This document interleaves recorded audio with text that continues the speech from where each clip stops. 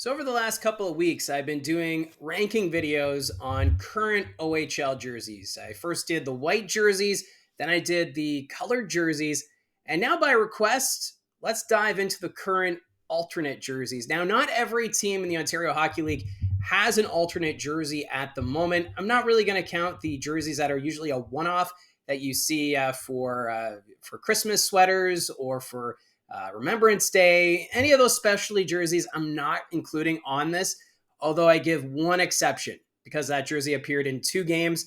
And if you're a jersey nerd, you probably already know which one I'm talking about. But we'll get to that one because it did make my top 10. So now that we got that out of the way, let's dive right into it.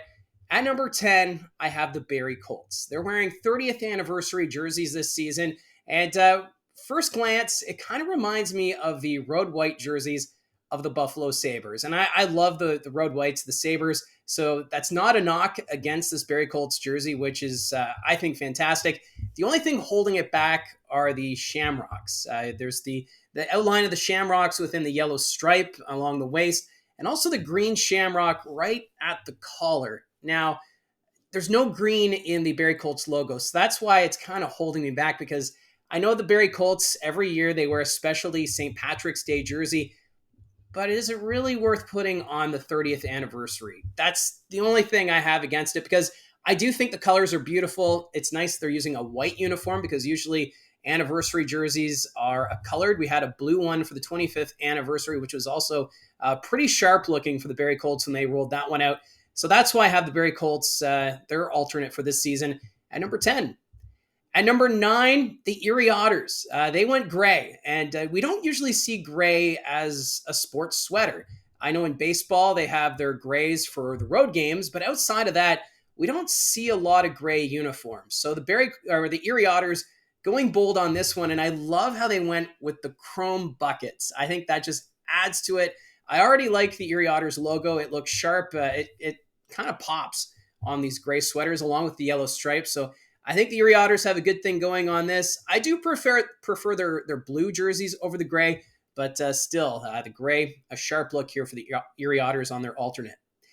At number 8, I have the Oshawa Generals. Yes, I know it's a word mark. It just says Oshawa across like the Kitchener Rangers, but I love the blue the Oshawa Generals use. It's a dark blue, and then you've got, of course, the Oshawa Generals logo on the shoulders. But like the Erie Otters alternate, what really tops this look is the helmets. It's, of course, a throwback with the red and blue. We saw this in their history where they had these colored helmets, and I love that they brought them back. It is a nice touch to this sweater, and I also just like the font they used for the word Oshawa down the front. So a well-done jersey here for the Oshawa Generals, and that's why I have it at number 8 on the current alternate uniforms.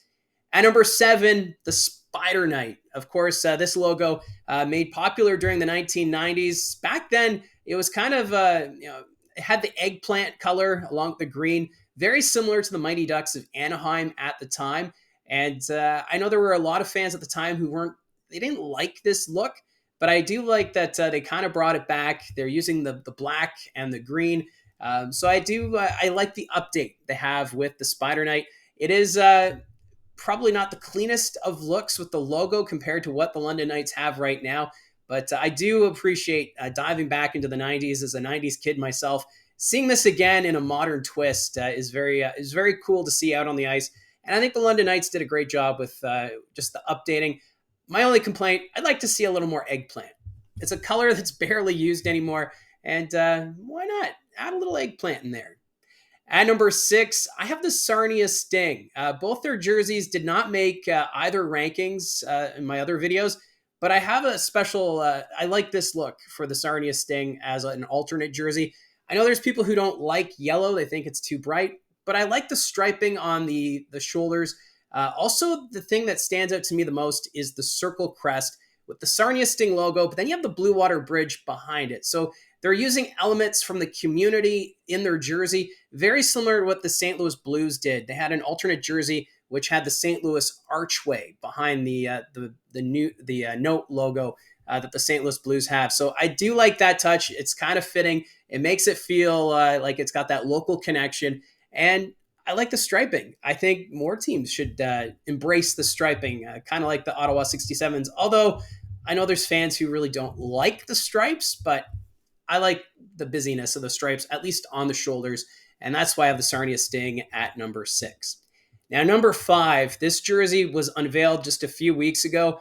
And boy, oh boy, did the Guelph Storm knock this one out of the park. I love the fact they brought back some black to go along with the crimson red. I know that it doesn't have the traditional Guelph Storm logo on the front, but it's kind of a throwback to the letter S they used to have on their sweaters when the jerseys were black in the late 1990s and early 2000s.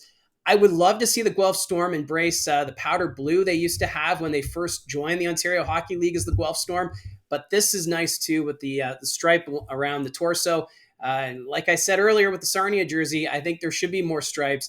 And I think the Guelph Storm, they do it tastefully here, bringing back the black. They look sharp, and that's why I have them at number 5. Now, at number 4, it's the Sioux Greyhounds. This is a new jersey they also unveiled at the start of the regular season. And yes, it's just black and red, but the red on the Greyhound leaping logo, it just pops. I love the red that they chose. It's really sharp. I know the Greyhounds have been starting to wear it on the road a little bit more. They wore it in North Bay the other night. I think this is a fantastic jersey, although I love their current look, so I don't want them to sway away from what they have now with the red and white, but this is perfect as an alternate jersey. They do a great job with this one, and like I said, I just love the red Greyhound and how it just pops, and the red striping along the hem, also a great touch. So the Greyhounds doing a great job, and that's why I have them at number 4. At number 3, this is the one that's a little bit of the exception. The Brantford Bulldogs. It's a throwback to the Brantford Alexanders. They had the retro weekend last month, and they only wore this jersey for 2 games. And the jersey, it's a supplemented logo, so it's not a jersey crest. So that's the only thing that kind of bothered me when this jersey was first unveiled, because I wanted to see it given the full treatment, a real logo on the front. But when we talked to Reed Duffy, we had him here talking about the Brantford Bulldogs and just the popularity of this look. It sounds like this jersey maybe will make an appearance again in the future, and maybe they'll touch it up a little bit more. The other great thing they did in those 2 games in Brantford is they made it look like they were wearing Cooperalls, because the Brantford Alexanders from 40 years ago, they wore the Cooperalls, and I think that was perfect. On TV, it looked like Cooperalls. I had to do a double take. It looked sharp, the red and white, acknowledging the history of junior hockey in the city of Brantford. Really well done. I feel like the Bulldogs do a great job with jerseys. They had the Hamilton Tiger Cats jersey with the striping on the arms, kind of a throwback as well to the Hamilton Tigers when they used to be in the National Hockey League. So Brantford, whoever's in charge of their jerseys, they do an amazing job. And again, this one is my number 3 on the alternate jersey ranking. At number 2, I have the Kitchener Rangers. I know this jersey has been around now for the last 15 to 17 years or so. But man, oh man, I love the soldier. I love the red that they use.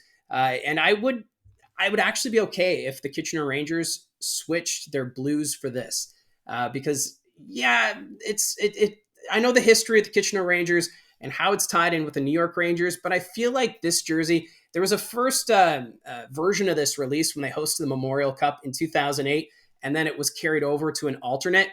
I think this is just a fantastic jersey. It's got the elements of the white. I don't want them to get rid of the white jersey. I love the way the shoulders are with the rectangle on the top, and you still get that here with this jersey. So that's why I feel like this one could work as a full-time jersey, and maybe use the blue as an alternate instead.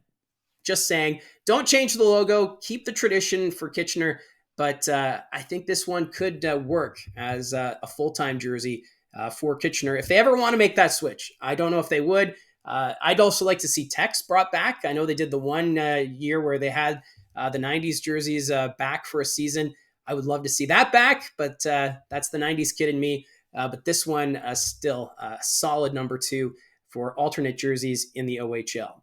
So that leaves us with number 1, and this one was hard to go with. Do I go with the white or do I go with the black? It's the North Bay Battalion and their Centennial jersey. The tank, of course, it's in the yellow and black colors, similar to the Centennials when they used to play in North Bay before relocating to Saginaw. And I feel as though it's a great blend between past and present. You've got the yellow and gold colors which the Centennials used to wear, and you're blending it with the military aspect of the current battalion. If North Bay wanted to switch to this design full time, I don't think many would complain because these jerseys, spot on, they're very clean, and I couldn't pick between the two. I think it's great that they have a black version and a white version. They do it very well. I wish they wore these on the road. It'd be great to see these jerseys in person, maybe play a game in Barrie wearing this, maybe wear their black jersey while Barrie plays in their 30th anniversary jerseys. I think that would be spectacular, especially since, the Colts celebrating their 30th anniversary. And when they joined the OHL, the North Bay Centennials wore jerseys similar to this. So I think that'd be kind of a fun touch. I don't know if that'll ever happen, but maybe someone with North Bay or Barrie seeing this video will maybe think about having a throwback kind of game like that. So those are my number one jerseys on the alternate rankings. Now, honorable mentions, I have to say that the Niagara Ice Dogs, their black jersey, I love how it makes the Niagara Ice Dogs logo pop, although it's just a copy of the Carolina Hurricanes black jersey. So that's the only thing that held it out of the top 10. I think Niagara would do great to do a jersey similar to when they entered the league back in 2007, 2008, bring back that style of jersey. And then also an honorable mention to the Flint Firebirds. It's a bright orange. Seeing it in person helped quite a bit, although from the back, it looked like the old Edmonton Oilers jersey when they were wearing the bright orange. But still, seeing that jersey in person, it was pretty nice. And I know they brought it out for their 10th anniversary season. So the Flint Firebirds also doing a great job. So that's why I want to give them the honorable mention. So let me know in the comments section down below, what's your favorite current alternate jersey in the Ontario Hockey League, and or put down your ranking. What ones would you put in your top 10? I know there's a few that did not make my list. So if maybe you give your argument why one of those jerseys should be in the top 10. So again, thank you very much for all your support, and don't forget to hit like and subscribe. Talk to you again soon.